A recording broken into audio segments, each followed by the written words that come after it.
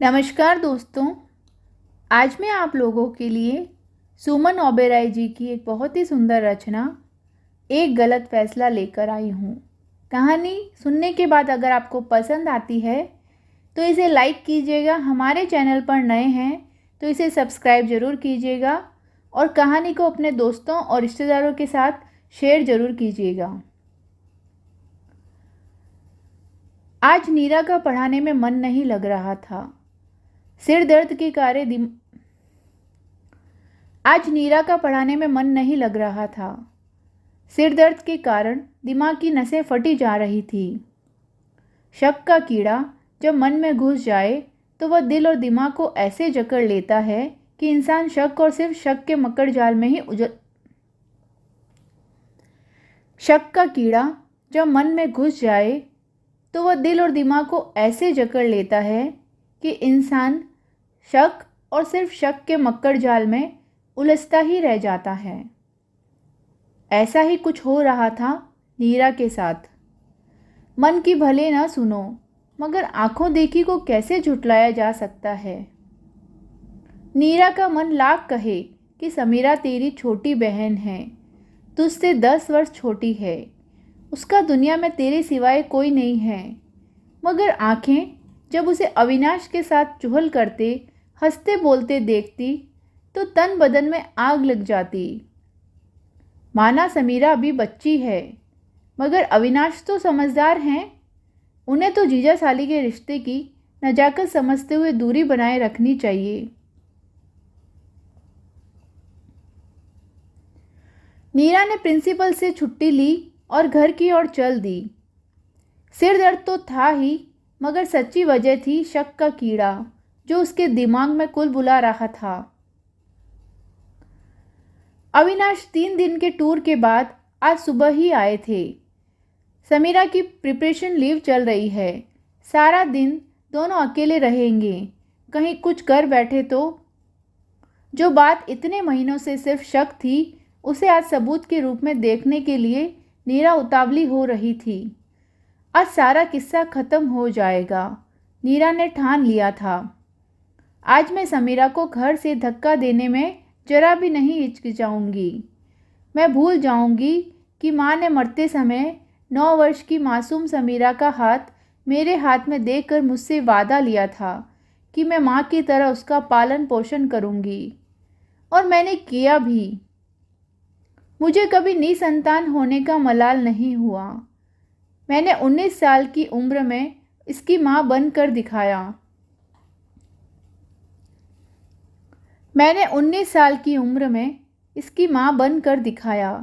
Mummy papa के accident का इस मासूम पर इतना गहरा असर पड़ा कि यह बुरी तरह सहम गई थी। मैंने और अविनाश ने इसे सदमे से उबारने में कोई कसर नहीं छोड़ी। मुझे क्या मालूम था कि यह मुझे ही सदमा देने वाली है। नीरा ने ऑटो रिक्शा घर से कुछ दूरी पर ही रोक दिया। घर का मुख्य द्वार खुला हुआ था। उसे खुशी हुई कि वह बिना आवाज़ किए चुपचाप बेडरूम तक पहुंच जाएगी। उसने धीरे से पर्दा सरकाया। टीवी पर कोई फिल्म चल रही थी। अविनाश और समीरा एक ही सोफे पर उसने धीरे से पर्दा सरकाया। टीवी पर कोई फिल्म चल रही थी। अविनाश और समीरा एक ही सोफे पर बैठे थे। अविनाश और समीरा एक ही सोफे पर बैठे अविनाश और समीरा एक ही सोफे अविनाश और समीरा एक ही सोफे पर बैठे हंसते हंसते एक दूसरे पर गिरे जा रहे थे। हाथ में रखे पॉपकॉर्न इधर उधर बिखरते जा रहे थे। यह दृश्य देखकर नीरा भड़क गई। दिमाग इतना गर्म हो गया था कि उसे पता ही नहीं चल रहा था कि वह समीरा से क्या बोले जा रही है। बेशरम, मैंने बेटी से बढ़कर तुझे प्यार दिया और तू मेरे ही घर में डाका डाल रही है। निकल जा मेरे घर से। साथ ही एक जोरदार थप्पड़ जड़ दिया उसके भोले मासूम चेहरे पर। समीरा हतप्रभ रह गई। दीदी क्या हुआ? इसके आगे वह कुछ बोल ही नहीं पाई। अविनाश गुस्से से थरथरा रहे थे। कितनी घटिया और ओछी सोच है तुम्हारी। मैं उसे बच्चे की तरह प्यार करता हूँ। बात काटते हुए नीरा चिल्लाई। बच्चे की तरह प्यार करते हो या बच्चा पाने की चाह में प्यार करते हो? सुनते ही अविनाश और समीरा के होश उड़ गए। समीरा रोते रोते अपने कमरे में भाग गई। अविनाश ने अपने कानों पर हाथ रख लिए। नीरा अपनी भड़ास निकालती रही। अविनाश ने एक शब्द भी नहीं कहा। इसके साथ ही तीनों के मध्य संवाद पूर्णतः समाप्त हो गया।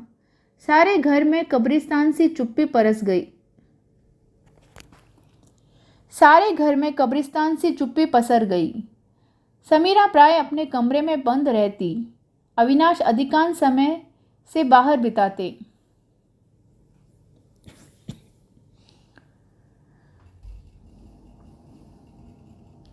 सारे घर में कब्रिस्तान सी चुप्पी पसर गई। समीरा प्राय अपने कमरे में ही बंद रहती थी। अविनाश अधिकांश समय घर से बाहर बिताते। नीरा निश्चिंत थी कि उसने अपने घर को बचा लिया। उसने निश्चय कर लिया था कि 18 की होते ही समीरा का विवाह उसकी इस समस्या को जड़ से ही उखाड़ फेंकेगी। नीरा निश्चित थी कि उसने अपने घर को बचा लिया। उसने निश्चय कर लिया था कि 18 की होते ही समीरा का विवाह करके इस समस्या को जड़ से ही उखाड़ फेंकेगी। लेकिन काल के पिटारे में कितने नाग बंद हैं वह नहीं जानती थी। इस बात को लगभग 15 दिन हो गए थे। गुस्से का उफान धीरे धीरे कम हो रहा था। अविनाश एक हफ्ते के लिए टूर पर गए थे। समीरा की आज पहली परीक्षा थी। कहीं सोती न रह जाए यह देखने के लिए नीरा समीरा के कमरे में गई तो समीरा के बिस्तर पर एक लेटर पैड पर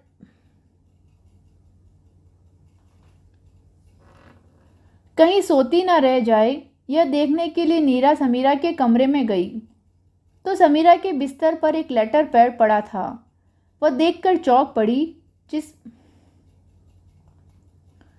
समीरा के बिस्तर पर एक लेटर पैड पड़ा देखकर चौंक पड़ी जिस पर लिखा था, मैं घर छोड़कर जा रही हूँ। मुझे ढूंढने या पुलिस में रिपोर्ट लिखवाने का कष्ट मत करना। नीरा की तो जैसे होश उड़ गए। अविनाश को फ़ोन किस मुंह से करती।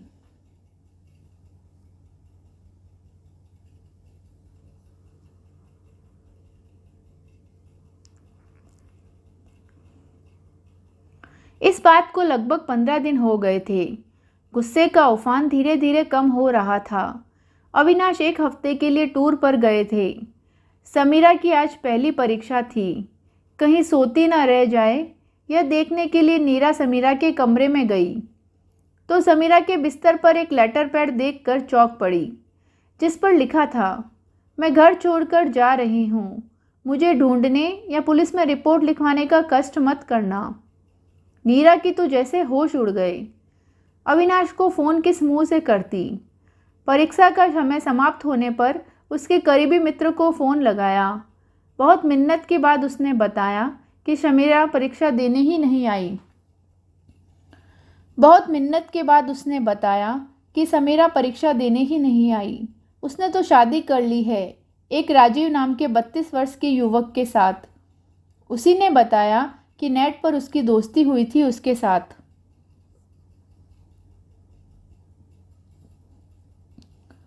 सुनकर दुख से अधिक गुस्सा आया। सुनकर दुख से अधिक गुस्सा आया नीरा को। यह नेट और मोबाइल पर 4 दिन की खुसर पुसर वाली बेमेल शादियां कहीं टिकती है? सुनकर दुख से अधिक गुस्सा आया नीरा को। यह नेट और मोबाइल पर 4 दिन की खुसर पुसर वाली बेमेल शादियां कहीं टिकती है भला? अपने को स्मार्ट समझ रही है। यह सिला दिया है मेरी परवरिश का। अरे उसके भले के लिए 2 शब्द क्या कह दिए तो क्या मुंह उठाकर चल देगी और बिना बताए शादी भी कर लेगी? नीरा के मुंह से आह निकल गई। लेकिन उसने अपने मन को समझा लिया। वह ढूंढने की कोशिश नहीं करेगी।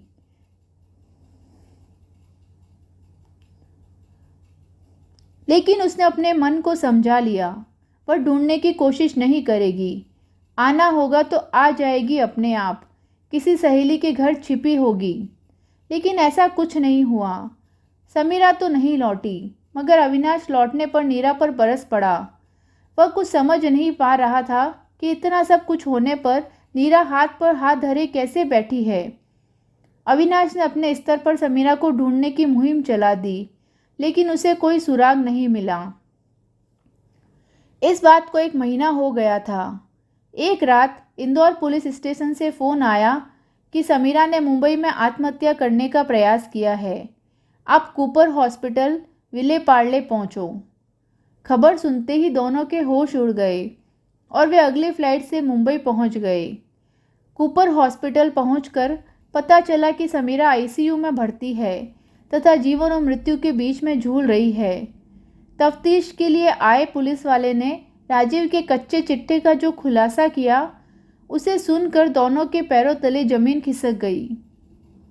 पुलिस वाले ने बताया कि राजीव फरार है। उसके मुंबई में कई गैर कानूनी धंधे हैं।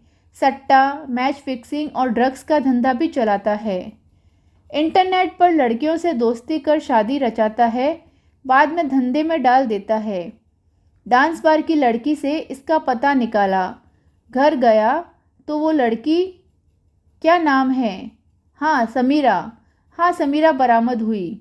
उसे कुछ नहीं मालूम था। उसको पुलिस स्टेशन चलने को बोला तो 2 मिनट में आती हूँ बोलकर अंदर गई और जहर खा लिया। हम ही इसको इधर हॉस्पिटल लाए हैं। नीरा फफक फफक कर रो रही थी और बार बार अविनाश से माफ़ी मांग रही थी। अविनाश, मैं तुम दोनों की गुनहगार हूँ, न मैं मूर्खतापूर्ण। नीरा फफक फफक कर रो रही थी और बार बार अविनाश से माफ़ी मांग रही थी। अविनाश, मैं तुम दोनों की गुनहगार हूँ, न मैं मूर्खतापूर्ण शक करती, न समीरा जल्दबाजी में या बेमेल शादी करती। अविनाश आहत स्वर में बोला, नीरा, मैं समीरा को अपनी बच्ची की तरह प्यार करता था ताकि उसे पिता की कमी महसूस न हो, पर तुमने तो गलत अर्थ ही निकाल लिया। मैं अपने बच्चे का रूप उसमें देख रहा था, वो अपने पिता का रूप मुझ में देखती थी। उम्र में बहुत अधिक अंतर होने की वजह से उसने बड़े सहज रूप में मुझे पिता के स्थान पर रख दिया था।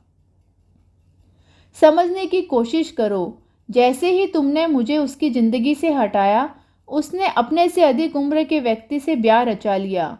उसके अंदर की तड़प को समझो।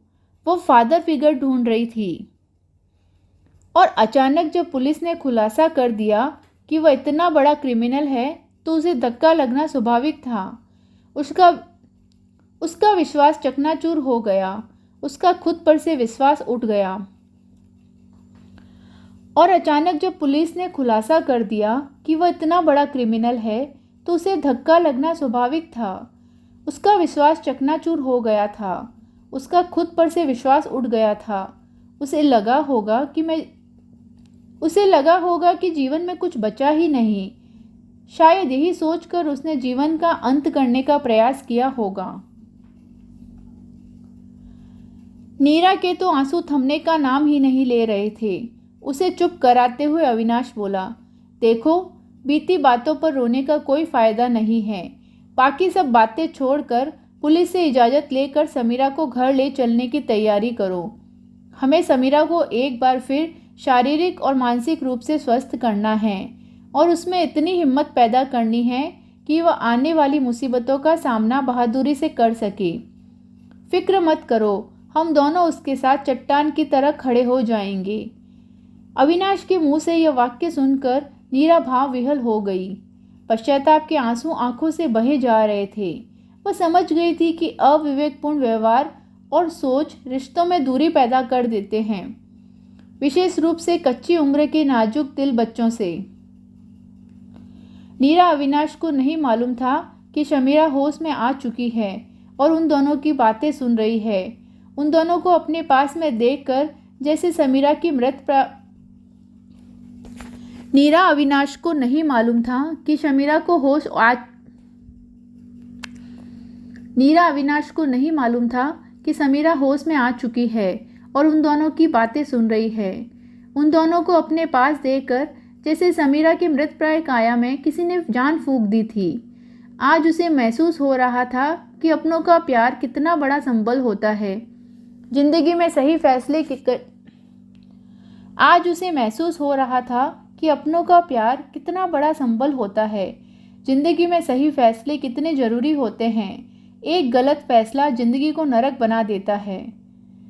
तो कैसी लगी आपको ये रचना, मुझे कमेंट बॉक्स में ज़रूर बताइएगा। मिलती हूँ किसी नई कहानी के साथ, तब तक अपना ख्याल रखिए।